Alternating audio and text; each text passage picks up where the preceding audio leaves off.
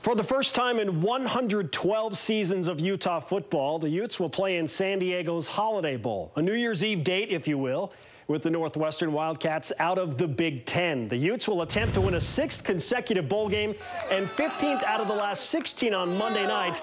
But first things first, the annual bowl festivities in sunny San Diego featuring the Utes and Wildcats touring the decommissioned USS Midway and apparently trying on deep-sea diving equipment.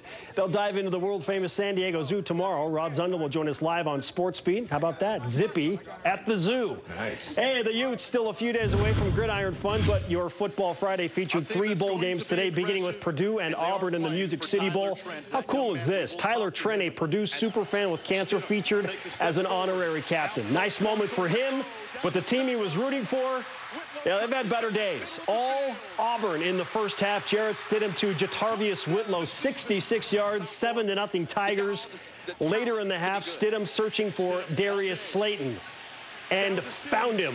28-7. The Tigers score a bowl record 56 points in the first half.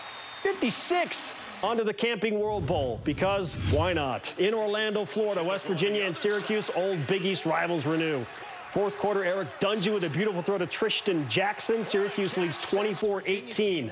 A few minutes later, if some orange is good, more is better. Dungey scrambling, eventually finds Mo Neal, who will ever so carefully maneuver his way down to the 4-yard line.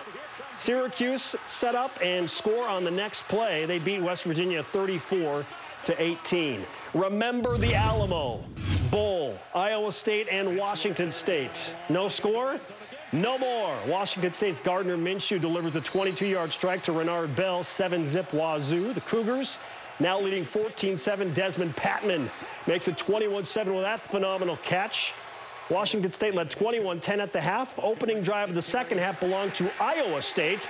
They put together a 73-yard drive, capped off with that 8-yard run from David Montgomery. 21-17 now in the fourth. Washington State currently leading 28-20. Okay, football out, basketball in. Utah State back to work after an 8-day holiday break and working to remain perfect in the spectrum this season. The Aggies 5-0 at home, entering tonight's game with NAIA opponent Eastern Oregon.